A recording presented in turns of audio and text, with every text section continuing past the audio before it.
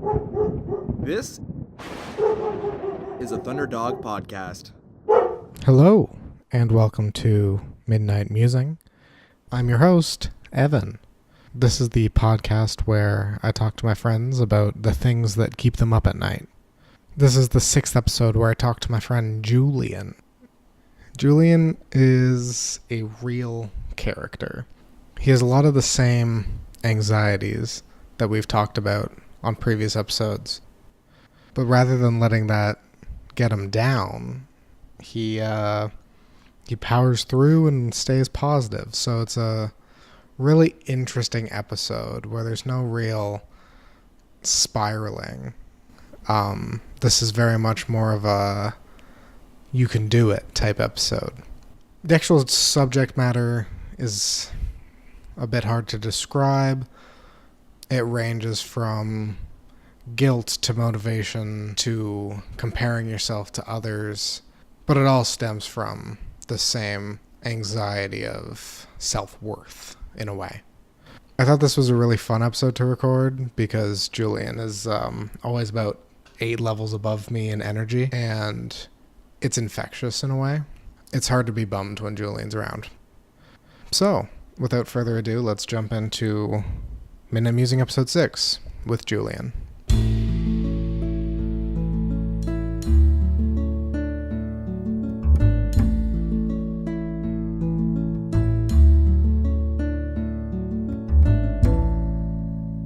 I don't know if I'm feeling guilty for the right reasons. Right.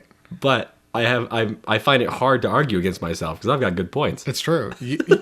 People tend to agree with themselves. Yeah, it's almost like the person in my head knows what I'm thinking.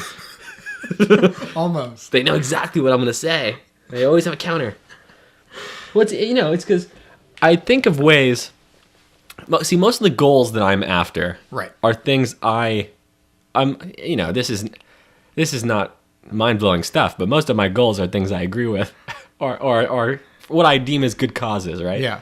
And often they make sense to me. I find it very hard to dream things I don't believe could actually happen. Right. And so in my head, my goals are A, attainable, and B, good for me or the planet or they're society as a whole. Yeah, they're generally good things. Yeah. So it's like, okay, well, something's morally good.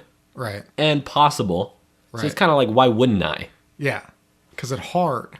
Yeah, and the thing is another thing is I set up myself with little mini goals, and I find this is a good thing for multiple reasons. One, every time you accomplish a goal, you feel good. Oh yeah. And you get motivated to accomplish the next step.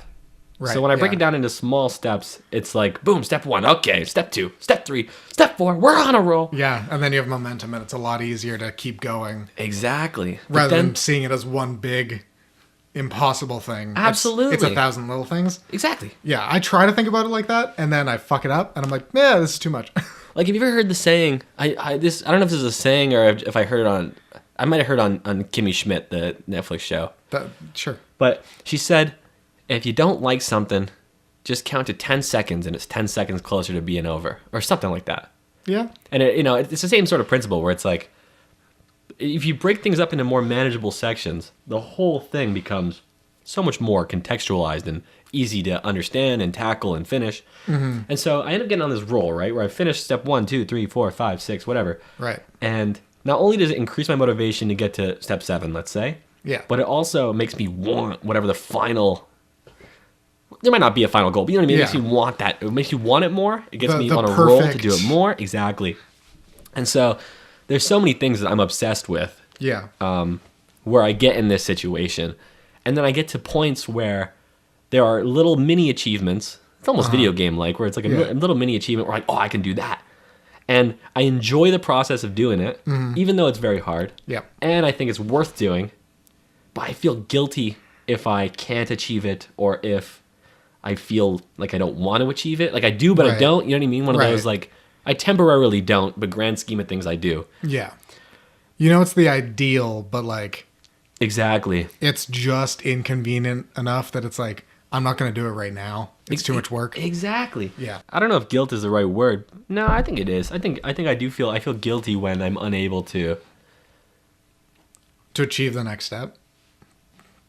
See, if I'm physically or mentally unable to do something, I don't feel guilty because I'm unable. There's, Right. logically, my brain is like, okay, well, I mean, if you're literally unable to do it, you don't feel guilty. Yeah. But it's almost like when I've decided, for whatever reason, I'm not going to do something, and it's, usually a dumb reason, or one that I know I can overcome Yeah. if I actually try. And eventually, I think I do end up getting over most of these things, but I mean, that's good. You don't beat yourself up for too long about it. But yeah, I get the idea of like seeing perfection or like idealizing something and then trying to get there and you're like, ooh, this is a bit harder than I thought. Or like, yeah. or like something doesn't quite go your way and you're like, oh, we'll have to take a different route and have to replan and that's so much work. I'm just going to give up for now. Right? Like I find that a lot, but like, I think the mini steps is what makes anything possible. Like even just sitting in class, we had 2-hour and 40-minute classes in university. Like that was it. Those were our periods. So like the first goal is to get to break, right? So that's an hour 20. And then like as soon as you're back from break, it's like, okay, well, there's 50 minutes left. So that means if I get to the next 5 minutes without dying, then I only have to do that 9 more times and I'm out of here. Right? Yeah. Like it's really stupid, the kind of math that we go through to try to convince ourselves that something's easy. Yeah. And like sometimes it's really easy to convince yourself that something is easy with something like sitting through class. Like you're in class, nothing's gonna fucking kill you. Or the opposite. It's also pretty easy to convince yourself something's impossible. Oh, 100%. I feel like it might even be easier. Oh yeah. That's probably why so many people are always procrastinating all the time. Yeah. I think like convincing yourself something's impossible is a lot more reassuring than convincing yourself that it is possible, but I'm not doing it. Oh yeah. Especially when it's something you don't necessarily want to do, or it's just inconvenient enough that you don't want to do it today. Yeah. And you can convince yourself, well, like, I'll start tomorrow. You see, the future is always free. Like, your schedule in the future is always free, right? Yeah. So it's very easy to plan something Yeah. for this vague the future. Yeah. Right? So right now, we're recording this in November. Yep. I can tell myself, all right, well, January is wide open. I can definitely do so-and-so then. Yeah. But something's always going to come up because that's how life works. But like, especially if you don't actually put in your calendar or whatever you use to organize your life. Yeah. I did that today at work. I said something like, oh yeah, we can, let's plan to do that in December. Mm-hmm. But we didn't actually pick a day. Yeah. I always find that when something isn't scheduled, yeah, it just gets lost forever. Do you use a schedule? Do you use a calendar? Like a daily? I don't as much as I should. Okay. Like I find like an actual calendar isn't necessarily what motivates me to like get something done. It's more like the idea of a deadline coming up or whatever. Yeah.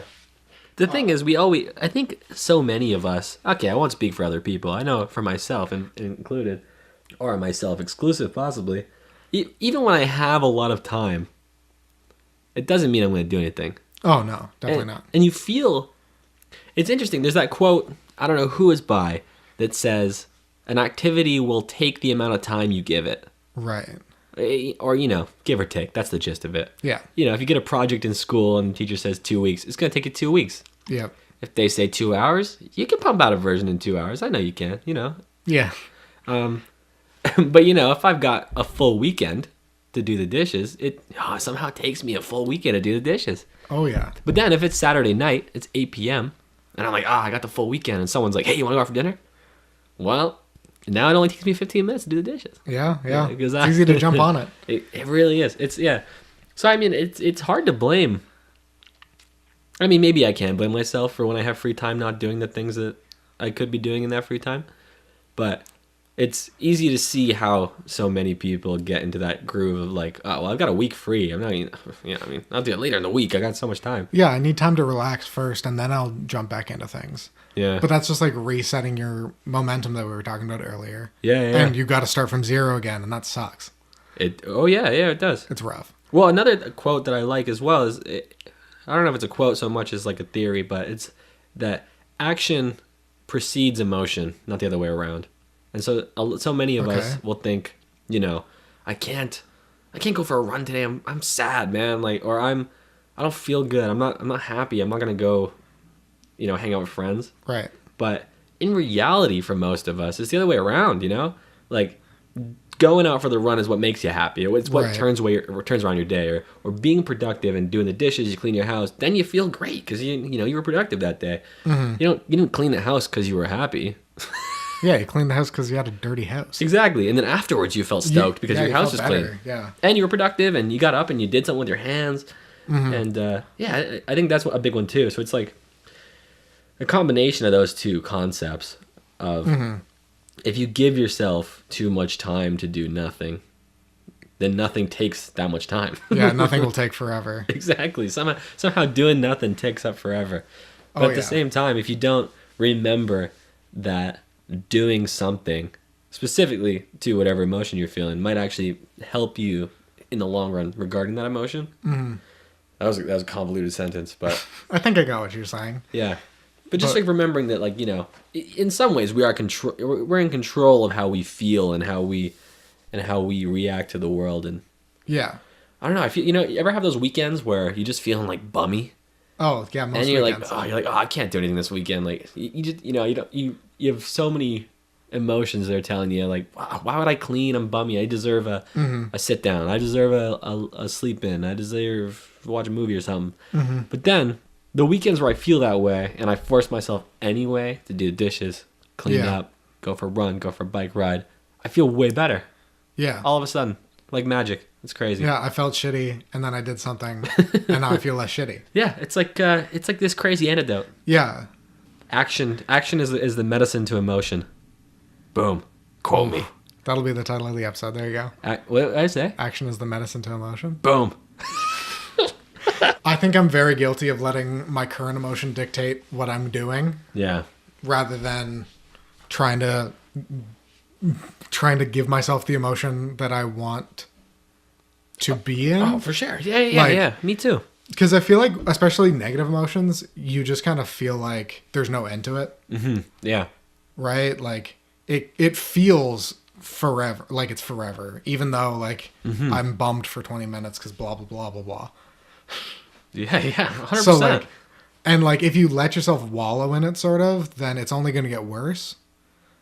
Because then you start to spiral, or at least I do. Like, if I'm sad and I convince myself I'm so sad I can't do anything, then I'm just sitting on my bed or on a couch or whatever, and that's when like your brain starts to pick at itself, and you're like, oh well, you feel like shit about this. Why not feel like shit about this other thing we also did?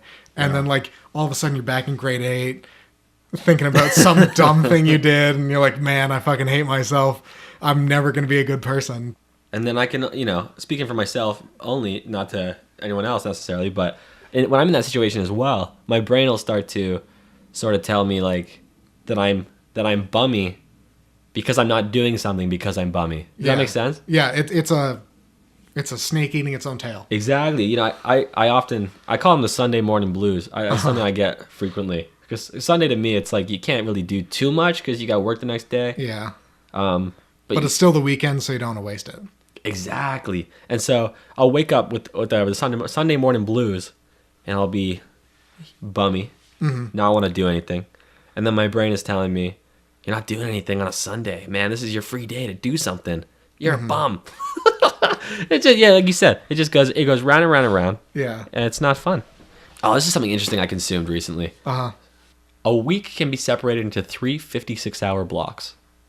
Okay. 8 hours a night, assuming you try for it. Sure. Is 56 hours of sleep in a week. Oh. Now, 8 hours a day for 5 days a week is 40. But if you count commute time, which, you can't really do much else anyway. Yeah. Usually adds up to about 56 hours. So that leaves you... So 2/3 of your week are sleeping or commuting. And work. And work. Yeah. And then the last 56 hours is how much time you have in a week for presumably leisure activity. For your own shit. When you make it 56 hours, it seems like a lot. To me, it does. When I think about how I work 40 hours a week, even though, I've just kind of realized that if you add in commuting time, it's more than that. Mm-hmm. It's crazy to me that I have that much time outside of work to do. Yeah, because it really doesn't feel like it. It does not even close. Especially because, like, I don't know. You get home from work and you're like, fuck. Yeah, 100%. And especially when it's like, okay, now I got to go make dinner. Yeah. And then you eat dinner. Yeah. And then probably shower at some point. Yeah. Maybe before work, maybe after. I don't know. But, like, a lot of the time is dedicated to eating and preparing that. And then, like, I don't know.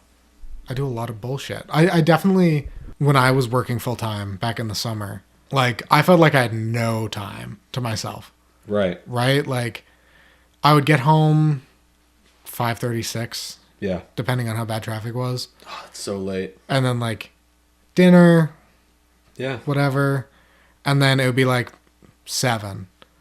And I'm like, oh, shit, I have 3 hours before I'm going to fall asleep. Because I'm a small boy and I went to bed at 10. Yeah, I mean, that's what I try to go to bed. I try to be long asleep by 10 and then leave so little time between getting home and passing out. Yeah. And especially because, like, you want the wind down before you go to bed. That's the big thing. Yeah, that's the big thing that makes this thing a lot harder than it seems, I think, is the wind down. Oh, 100%. Now, that's another bonus for the biking, man. I feel like I'm winding down on my way home instead of sitting in rush hour. Man, I hate driving a car. Yeah. I cannot believe how fun it's been to stop driving. Oh, okay. Interesting. I know. Everyone I've talked to about this, for the most part, is like, shut up. Right. I was very lucky for a long time I got to use a car. Yeah. And I was lucky you had a car because you drove me home a lot. But, and now that I'm using public transit or biking or walking or skateboarding sometimes, I feel way less stress. Yeah. Not having to be tethered to a, 2-ton vehicle helps. Yeah. I feel like I can just leave anywhere I'm at if I want to. In someone else's car. Or if everyone's Ubering, I don't have to be like, well, my car's here. Yeah. You know what I mean? It's just like... Like, I know you're not a big drinker, but you can also, like, go get a drink. Because you don't have to worry about getting your fucking car home. Absolutely. And most of the methods... This all goes back to biking. I'm going to sound like a biking fanatic. I don't even bike that much. Right. But it all goes back to, like most of the methods outside of a car involve more physical activity. Yeah. Even if it's just the bus. I got to walk a block, basically. Yeah. It is it's more walking than I'm doing to my car. Yeah, 100%. And then if you add in biking, holy moly, that's a lot more physical activity. Yeah. If you add in running home, holy shit, dude, you got to eat a whole other meal. Yeah, no kidding. I think part of it is when you're driving, you don't necessarily have your full mental faculties to yourself. Well, yeah, for sure. Because you have to still be present. Making decisions present for the traffic. And the road is stressful. when you're biking, you probably should also be aware of traffic. It's true. But, like, less so than a car. So I feel like I felt the same way. Like, I drove home, or I had the car available to me most days during the summer. Right. And then the few days that I would bus home, like, sure, it took twice as long. Like, I wasn't home till 6:37. Yeah. But, like, I was already so much more relaxed. And, like, it's not even that I was listening to anything different than if I was driving. Like, I had headphones in, listening to the same playlist as I would as if I was driving home. But, like, just, like, not having to make the decisions and having the passiveness of taking a bus and then walking. Yeah. It is the wind down. Yeah. As opposed to having to drive home and then you're still, like, I mean, I don't know. Rush hour just sucks. I mean, sitting in a bus, even, you can watch a movie and set an alarm to pay attention to when you have to get off or whatever. Yeah. Like, Google Maps does that for you now. Oh, it tells you? Yeah, if you, like, set your thing to transit and then start the trip, it'll warn you when you have 2 stops to go. Oh. So you don't even have to pay attention to, where you are. I got a separate app that does that, but...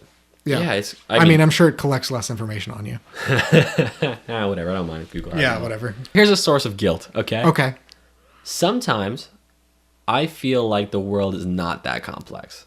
I feel like most of us could solve our problems. Most of us, meaning people in a similar, pretty privileged position, such as perhaps me and you. Oh, yeah. I think most of our problems are things that we could in fact solve if we, actually stuck to our plans, Yeah. if we actually made use of all of our time, if we actually broke things down into smaller achievable steps, I just think, and myself included, we don't. So, Yeah. but at the same time, I don't think it's right to condemn someone for not achieving what you think they might be capable of. Right. It's, I think it's a good thing to encourage people or promote people to accomplish the most they can. Mm-hmm. But it seems unfair to demean someone because they are not up to par. You know what I mean? Right. Especially if it's not affecting anyone but themselves. Yeah. I mean, you could always also argue that it affects everyone that they are Connected to? yeah, connected to, because in a way that is the case. But it's finding that middle balance of like, how can we encourage people to really do more than they even think they're capable of? Because I think that most people are capable of more than they think they are. Yeah. But at Well- the same time, not, shutting people down. Because I think Gary Vee and these other self-help guru, you can do it too, people, I think partially they have it right. I do think, if you're struggling in one area or another, be it your mental health, your physical health, your love for the planet, your wallet, Yeah, your financial status. I bet you there's more. Most of us could be doing more. I think most people could be doing a lot more. Oh, yeah. But I don't think it's right to make someone feel bad for it. Yeah. And or maybe should we be doing that? I don't know. Is that the best way to encourage people? I don't think so. Well, I think that's the B.F. Skinner versus Pavlov debate. Oh, Pavlov is rewarding good behavior. Yeah, and then Skinner is, I think it was Skinner, is punishing bad behavior. Right. And I think Pavlov ended up with better results of like rewarding good behavior is better. It makes sense. They're in essence the same principle of like when you do a good thing, good things will happen. When you do a bad things will happen. Yeah. It's just a matter of like how active the bad thing is. Yeah. Like in Pavlov's scenario, if the dog doesn't do whatever, the bad thing that happens is he doesn't get food. Yeah. Whereas with Skinner, again, not 100% sure if that's the right one. Yeah. If they do the wrong thing, they get like shocked or whatever. And Yeah. I've And heard then of the this. good thing is not getting shocked. Yeah. That's And I feel like that's kind of how that's kind of how capitalism works. It's like if you do a bad thing at your job, you get fired. If you do a good thing, you get to keep your job. Congrats. You get to keep working. well, I mean, In some respects, there is of course Yeah. like promotions and raises. I was going to say pro-capitalism people would probably argue that it's more Pavlovian in that there's incentive to work harder because there's always another level you can achieve. exactly. What's the quote? It's like or not the quote, but like the one sentence of capitalism. The dream is sort of the ideal capitalism. Oh, like everybody. The harder you work, the more you achieve. Boom, it's plain and simple. We all Yeah. know it's not quite like that. Yeah. Well, it's not quite like that just because of Everyone else. people taking advantage of it. Yeah, I mean, and the fact that there's so many other people out there. Yeah. It's like that theory that not everyone's against you because they're for themselves. You know what I Yeah. mean? If everyone's for themselves, it might sometimes feel like they're against you. But Yeah. they're not really against you. They really don't care for the most part. Yeah. Like, most people I interact with on an everyday basis don't really care what happens to me in the minutia. When it comes Yeah. to big picture. I'm Like willing no one's wishing you death. Yeah, I'm hoping. But also unless you die in front of them, they're not overly worried about you. I'd still like to think that most people would care if I died. I mean, yes, but Yeah. is some dude in China gonna start crying because you died? Probably not. Probably not. Yeah, exactly. And it's not that he doesn't. Yeah. It's not that he's against you. He's not happy you're dead. Yeah. It's just a matter of like you're not in his sphere. You're not there. I don't matter to him. And that could be someone in China. That could be someone you walk by on the street. That could be someone. That could be the bus driver that you talk to on the way home from school. That could be whatever. Yeah. Like, I don't know. I feel like a lot of people tell themselves that the world is against them because, yeah, like I said, it's easier to externalize things. Yeah. And I'm very guilty of that, of course. I mean, part of the reason we're doing this thing is we both know we're so guilty of these things that we're not necessarily condemning, but And then, like, everyone, I think it's pretty common that everyone is their own harshest critic, right? Like everyone thinks they're a piece of shit. To a certain extent, for sure. But that's just because you know literally everything you've ever done. Even if it's been like forgotten consciously, like you know about the times you've succeeded, the times you've failed. Yeah. And then you don't have that much information on any other person. True. So chances are you're going to focus more on the things they do. Yeah, rather than the things they don't. Yeah. You know the things you don't do. You don't know the things the other person doesn't do. So comparing yourself to other people is like real tough. Yeah. Because like everyone seems so put together and so like they're doing shit. Because like in an average conversation, I'm not going to hear about like your struggles with trying to figure out how to save the planet while also not killing yourself. Yeah. I'm just going to hear like, oh yeah, I don't use straws and I bike to work. And I'm like, oh fuck, he's doing more than me. Yeah. Comparison is the thief of joy. Right? And we also compare, what is it? We think of others, we judge others based on their actions and ourselves based on our thoughts. Yeah. Well, I don't have access to your thoughts. Boom. As far as you know. As far as I know. So yeah, I think that's totally it. Like, I know every thought I've ever had about things I could do and things I don't want to do and blah, blah, blah. Yeah. I don't know what you've thought about doing. I just know what you've done. Well, I mean, there's so many things I think about doing. I've thought about buying an electric bike because then it would allow me to use the whole bike method of travel more than I currently can. The thing that's holding me back right now is that they still are $2,000. Yeah, $2,000. Cheaper than a car, but more expensive than a Metro Pass once a month. Yeah. That's something I've thought of doing. I've thought of just completely erasing public transit, biking, walking only. But then how much are you capable of? Like, how much are you hindering yourself? It's true. I've thought about eliminating plastic from my life as much as possible.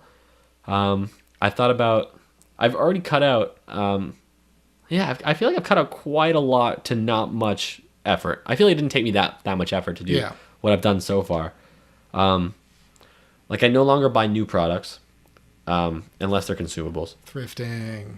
Yep. Secondhand or secondhand either stores or literally people. I mean, people forget that a lot as well. Kijiji and the Facebook Marketplace and stuff. Just even friends and family, man. True. Yeah, like the bike I ride is my girlfriend's dad's. Hell yeah, Gino. Some of the clothes I wear are friends or coworkers. But I don't know. You phrased this podcast at one point as the things that keep you up at night. Yep. And is that your tagline? Yeah. Yeah. Things that keep you up at night. I think the thing that keeps me up at night the most is just like trying to figure out the puzzle. Right. To me, like I kind of said earlier in my possibly arrogant sounding statement, it's just sort of like I feel like the puzzle can't be that hard. You know what I mean? Right. I feel like that'd be easier. So that's why I'm always working on it. I feel like life isn't that hard. I don't know what the answer is, so it's not that easy. But I feel like it can't be that hard either. I feel a lot of things, man. I feel like every night I'm thinking of how. So that sounds pretty complicated. It's very just like how can I earn more money? How can I live in a better spot? How can I eat tastier food? Yeah. How can I save more money?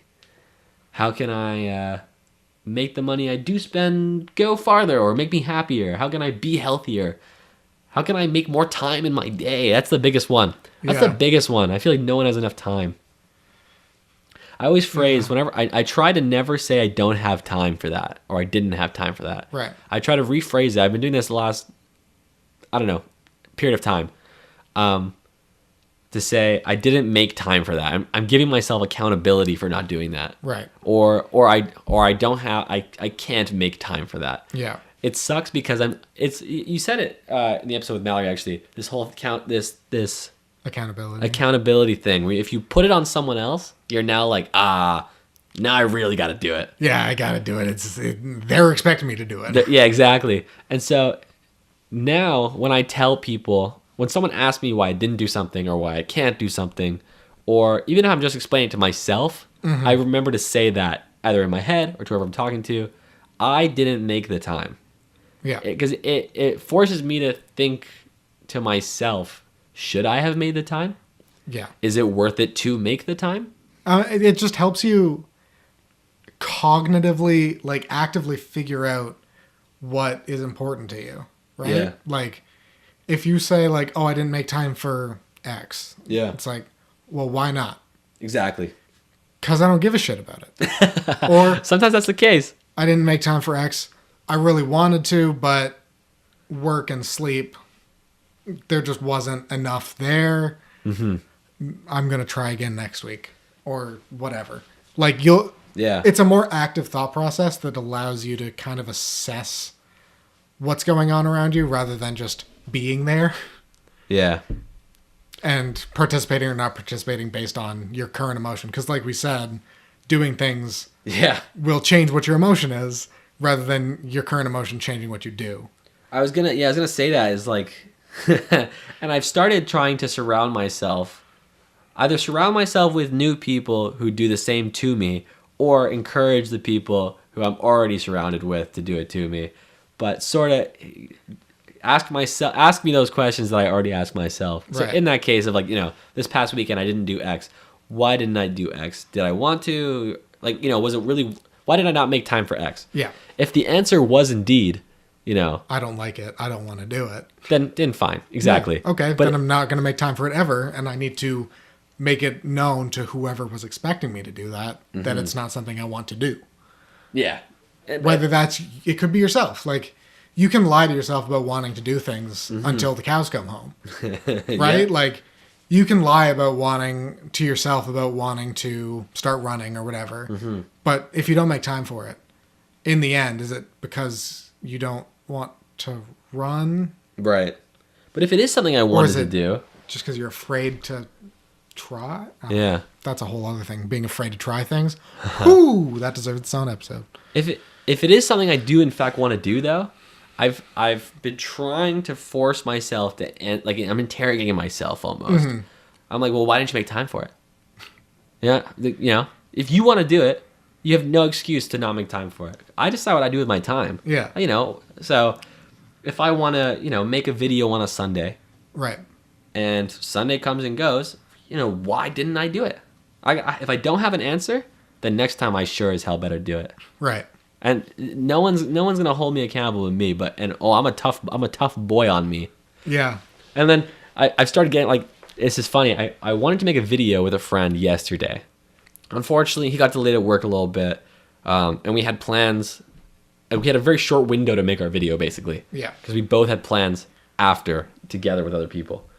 And so I texted my girlfriend. I was like, "Oh, I don't think we're gonna be able to make the video." And she responded with, "Why not?" Yeah. And I was kind of like, well, excuse.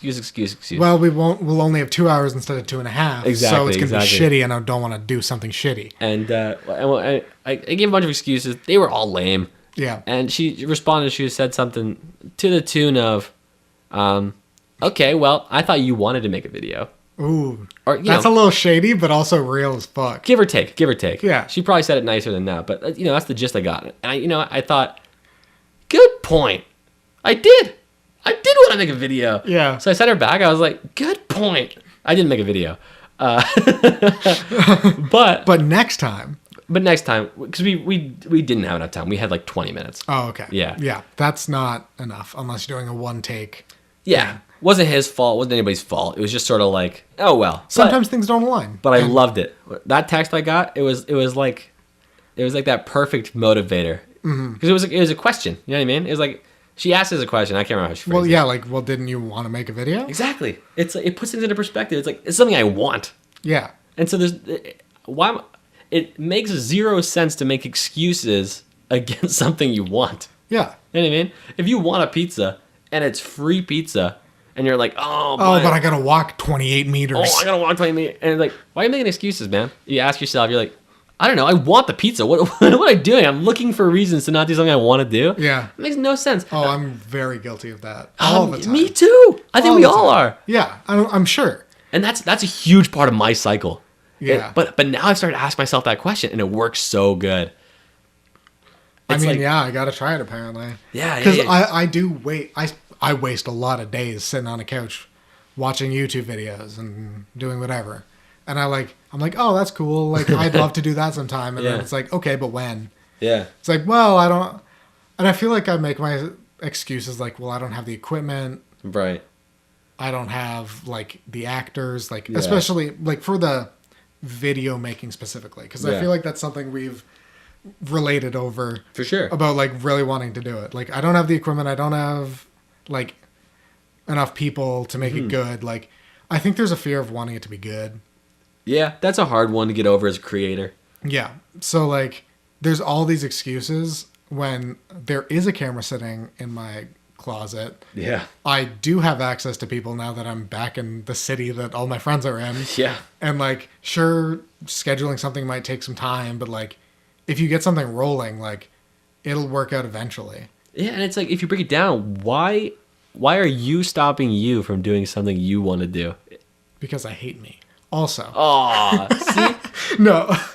And I mean, I do, but like, I think we all have a little bit of that, though. You know what I mean? Sure. Where it's like, how can... That sucks, though. Yeah, it sucks. Come on, man. I want to get over that. I don't know, but like, I think there's an element of, what if I put in a bunch of effort and it sucks still? Yeah. Because that's like a constant fear. What if, especially when you involve other people, then it's like, but this was my idea. I'm wasting everyone's time. See, we should not let these questions be hypothetical. True. So what was your first question? What if it sucks? What if it sucks? It's going to suck. Because we suck. Okay, there you go. Boom. By we, I mean me. That's the royal we. Okay, boom. Even if it sucks, who cares? No one's going to see it anyway. Okay, so that's I've gone through this exact thought process before. What if it sucks? And then the next question is, okay, it sucks, and all 11 people who watched it don't care because they're mostly my friends. Yeah. And they'll be like, yo, that was pretty cool. And then how do I feel after that? I'm happy that all 11 of them watched it. Yeah. And I've got a piece of content that I'm proud to say I made. Even if I don't like the actual content or I think it's garbage, I'm happy that I finished it. I feel that way very much about the project we had over the strike. Unnameable. Oh, yes. Like, I think it sucks so hard. But the content sucks ass. But it's on my fucking resume. Yeah. Because I did it. Yeah. Like, it's on my resume because I created something when I didn't have to. I organized people when I didn't have to. Boom. And we have an end product that, sure, it's rough and shitty, but it's there. And guess what? It was more popular than other series on that channel. Okay, so you know what that means? You know what that means? Question 1. Myth busted! What's question 2? Why are you stopping you from your dreams, man? I don't want to waste other people's time. Okay, is someone going to help you out with a creative project with nothing to gain besides the project itself if they don't want to? Well, considering this is episode 6 of a podcast where no one has gained anything except for maybe crying in a donut, yeah, people will do things. Exactly. And has anyone ever expressed that you wasted their time because of a joint creative project? No, I don't think so. Do you know what that means, Evan? That means I'm talking mad shit to myself. It means question number 2, myth busted. See, I wish I had someone like you right here to bounce this off every time I felt bummy on a Sunday morning. Well, don't worry, because this is going on the internet. You can download it every time. It's just and this is where it's this kind of conversation that reaffirms my perhaps arrogant belief that we really are more capable than we think we are. Oh yeah, we play the victim more than we probably should. We shouldn't play the victim. We're f***ing awesome. Oh man, I'm gonna get into that annoying positive side of myself. Yeah. But it's like people are so great and we can do so much and we don't give ourselves enough credit. And I know there's people out there who think I'm full of myself because I'm awesome. That's why I think I'm awesome. But Evan, you're awesome too, man. Shut the fuck up. But listen, man, people are great. People are awesome. We really do have the power to be productive and do all the things we want to do. The thing stepping in our way is ourselves. I know it's cheesy as whatever, but, be vegan, don't eat the cheese. And this is why my social media is annoying, man, because I believe all this stuff. people tell me, not everyone, I get more people telling me that they enjoy it than they don't. But, you always focus on the negative ones. Mm-hmm. My social media is very, it's very in your face happy. It's cheery. It's with a lot, I think a lot of people try to show the best parts of their lives on social media. I just try to frame mine towards the person reading it. Like, I love things that they can relate to because I think that's a nice way to spread joy. Anyway, some people read those things and I think it's very, very aggressive almost. Yeah, okay. And I think that's a fair point. I do think it says more about them than me. Yeah. But the reason I might come off as so aggressively in love with everything is because there's a lot more to love than most people give themselves the ability to do. So. Oh yeah, because like, I think people feel more justified being upset. Yeah. Than they do being happy. Oh, dude, it's so easy to be angry. Oh yeah, it's so easy because like the world is shit. See, no, it's not, man. Think about all the things that happen in the world. Yeah. It sucks. Okay, you know what? Maybe the world's... Parts of the world suck. It's easier to be angry and feel shitty and, like, hate things rather than find something to love and enjoy things. Dude, it's so easy to hate. And it's so easy to be angry and upset and sad. Do you know how easy it is to say, I'm sad, I'm going to stay in bed all day?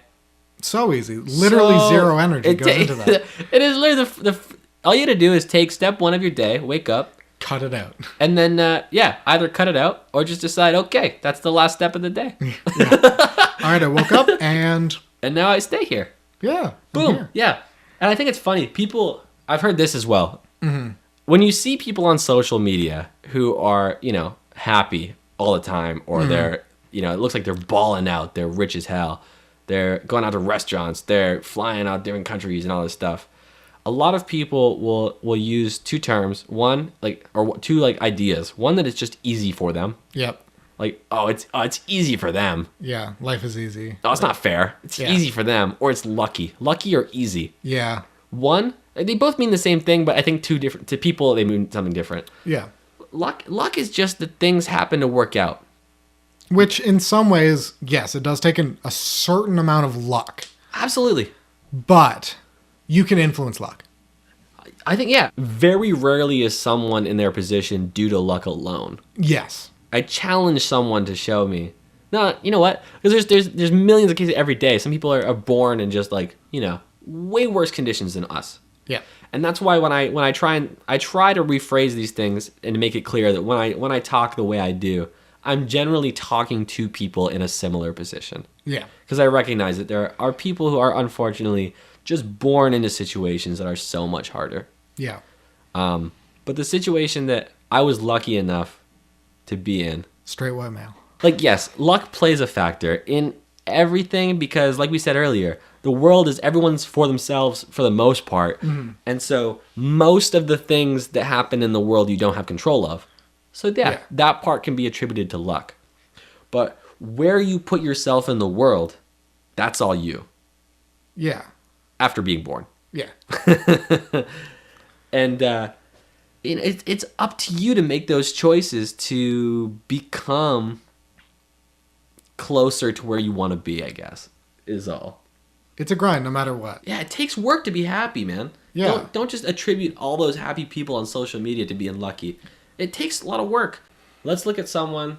There's little old me, and then there is this hypothetical person that, by all appearances, their life is better than me. Yeah. Let's name this hypothetical person Casey Neistat. Sure. Sure. Casey Neistat. Okay, Casey Neistat might not be the best because he works his fucking ass off. No, let's use him. I think that's a good example. He is someone I generally look up to. I'm not going to say he's a perfect human being. No, definitely not. But he's someone I generally look up to for a few reasons. One of which being his work ethic, like you said. But if I look at myself and I look at Casey Neistat, it's very easy for me to say things like, he was very lucky. It's easier for him. Yeah. His situation's different. But those are all pushing the responsibility outwards. Yeah. Which is always the easy response. 100%. And so if we push that onto ourselves without... See, here's the challenge. You got to push it onto yourself and make it your responsibility for your own happiness. Yeah. Without punishing yourself for not doing it instantly. Yeah.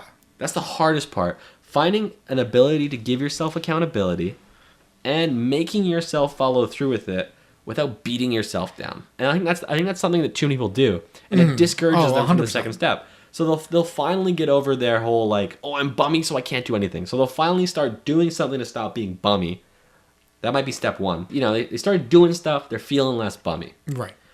Step two, they stop doing stuff, so they start feeling more bummy. Instead of reverting back to step one and like, okay, you know what? I've been here before. Let's figure out how to not be here anymore. Right. They punish themselves for having failed, and they turn it into this huge deal. And it comes back to that question you asked yourself earlier. You know, what if it sucks? Yeah. What if I fail at being happier? Okay, well, what if you try again, dude, man? Like, you know, why are you making excuses for something you want? Yeah. Unless, I mean, for real. yeah. That's why I stay up all night thinking about this, because the puzzle of life, life is complex. The answers aren't complex, and that's why they loop on themselves so often. Yeah. Because the answers aren't that complex. The thing that's complex is what you're applying the answer to, Yeah. which is why you got to think about it a lot. And that's why it's hard to be happy, but it's worth the work, right? Yeah. Because I mean, when most people, you know, what's the meaning of life? You know, 42. 42. What's that from? Hitchhiker's Guide to the Galaxy. Okay. I think for the longest time, the meaning of life for people was to survive. Yeah. But now it's a lot easier. Again, talking to someone of a similar position. Yes. It's a lot easier to survive. So the next goal is how to thrive. And Yeah. that is like, that's happiness. I think everyone, I'd be hard pressed to find someone who doesn't want happiness as a very central goal to life. Yeah. Like, So why make excuses to not be happy? is it Maslow's hierarchy of needs? Yeah. Like, What's the top one? Inner peace or something? actualization? Actualization? Which is essentially like, you realize what your purpose is and you are doing it. Yeah. I mean, there's this thing in Japan called, I'll admit, forefront, you know, I don't speak Japanese, so the pronunciation is going to be awful, but it's ikigai or something like that. And it basically means, it means purpose in a way. Right. But most people have, you know, there's your purpose of the day, there's your purpose of the month, purpose of life as a whole. Right. And from my understanding, the culture, at least in whatever town or city, it might just be Japan as a whole. Okay. There tends to be that you find that thing Uh-huh. and you do it till you die. Yeah. Even if it's working. They don't really retire there. It's not really as big of a concept there. Yeah. It's sort of like, you find your ikigai and you do it till you die. Yeah. Like, have you seen Jiro Dreams of Sushi? No. It's a documentary. A dude got real good at making sushi. Okay. But, like, his sushi restaurant is in a subway station. Interesting. I think the reservation list at the time of the documentary, which was like 2012, 2013, I think. Yeah. It was like 3 years.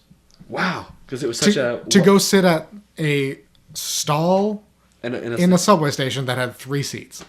Because he was so good. Because this dude can make sushi like a fucking beast. That's awesome. Right? Like, he found his purpose and he fucking nailed it. And I'm not saying that everyone needs to go find their individual passion and let it kill them. Mm-hmm. I think that people put too much pressure on themselves as a whole. Because it's like, how many times have you heard, like, I don't know my passion. I don't know, my job is not my passion. I don't know what I want to do with my life. Yeah. Ooh, me, every day. Listen to epispisode 1 of the podcast. That's what that is. But it's like, man, you can do more than one thing, you know? It's true, yeah. And that's why it's like a simple answer for a complex question. Because the simple answer is, do more than one thing. Yeah. But we're always asking ourselves, like, oh, but what's my thing, though? What's my thing? I like to make videos. My whole life doesn't have to be videos. And, yeah, my job is primarily making videos. Yeah. And in my free time, I also like to make videos. But they're not the same videos. But, yeah, exactly. But they're very different types of videos. And then there's also things completely outside of video. There's sometimes, weeks or months I don't really think about. Okay, months maybe not, but there are extended periods of times where video is not on my mind. Yeah. I pick other passions. There's variety in my life. And that's okay. You don't have to have a central one thing you're chasing nonstop. Mm-hmm. it seems like sometimes the greatest of certain things that tends to be that they have that tunnel vision. Yeah. But a lot of sacrifice goes into that. Yeah. Like, people lose Yeah. personal relationships because of their passion. I mean, you hear things like, the craziest people out there who are, all these super rich people, right? They've had like 30 million wives or whatever. Just, because they're so head to the floor, nose to the grindstone, obsessed with their craft. Yeah. That nothing else can last. Yeah. Nothing else matters in the grand scheme to them. Exactly. And maybe that's your ikigai or whatever. That's your thing. Maybe that's what you want to do. We know a guy who's obsessed with skateboard videos. Just skirting hard. Exactly. I mean, we have a friend who's, that's his thing. He just loves skateboard videography. Yeah, and he fucking kills it. He's incredible at it. And you know what? Maybe that'll be his life. Maybe he can't wait to throw himself into it, but not everyone has to be that way. Yeah. I don't know what the point is there. It's just like, don't put so much pressure on yourself. And also, like, if you're us, you're fucking 21. Yeah. Chill, man. It sounds like the most wishy-washy advice ever, but it's sort of like, put more pressure on yourself to do things that will make you happy, but, not too much. And it's like... But like we said, nothing's black and white. Everything's gray. Exactly. Right? So, like, give yourself the right amount of pressure to get things done, but don't kill yourself for it. Here's another tip. I'm sure you're tired of hearing tips from me at this point, but it's like, give yourself credit, man. Like, be arrogant sometimes. Don't be a dick about it, but, to yourself, just be like, yo, I'm sick, man. That's to you, Evan. Be realistic. Give yourself credit when you need it. Exactly. And tell yourself that's enough being bummy on a Sunday morning when you need it. Yeah.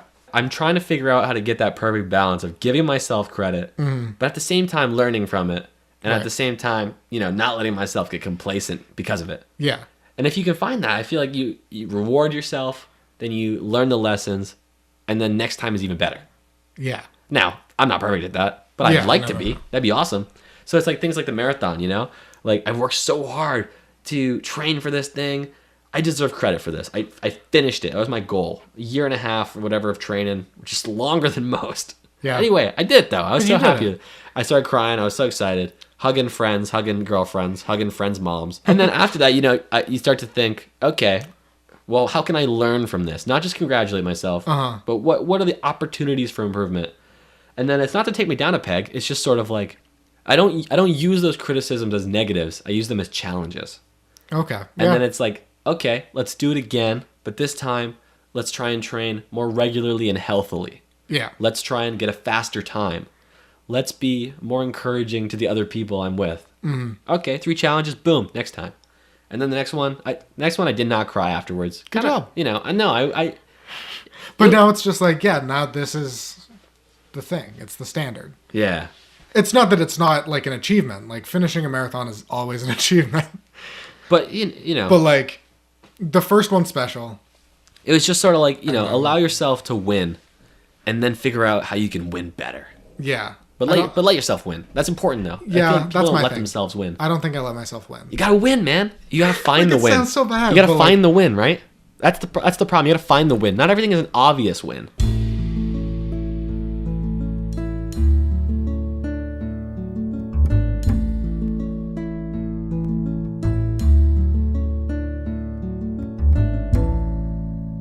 Well, that was my episode with Julian. The topic sort of bounced around a bit, and there were actually even more bounces that got cut. But it all comes down to the same thing of doing what you believe and doing what you want. As we said, it's not a perfect world. You aren't always going to get exactly what you want. But you have to work towards the things you want if you ever want to achieve them. So even if you're feeling bummy on a Sunday, sometimes you got to edit a podcast. Just a little bit of housekeeping before we wrap up for the week. If you don't follow me on social media, I announced last week that episode 10 will be the finale of the first season of Midnight Musing. This is both sort of a way for me to take a step away from the downer feelings and also allows me to dedicate a little bit more time to other projects that I want to work on. So that's still a couple months away, but fair warning, there will only be 4 more episodes after this one in the first season of Midnight Musing. Then there will be a break. Not sure how long that's going to be. So if you do want to follow on social media, you can follow on Twitter at _Midnight Musing, and on YouTube, Midnight Musing Podcast.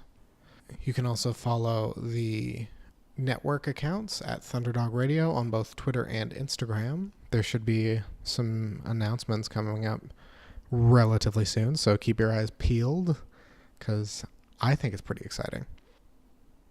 If you want to leave a review, please do. 5 stars, of course, is what I would like, but give me your honest opinion on the show. Drop that on iTunes, and I'll give it a gander. And that's where we'll wrap up for the day. Thank you to Julian for being on the show, and thank you to you for making it this far in the show, and I'll see you next midnight. Thanks for listening. That was a Thunderdog podcast.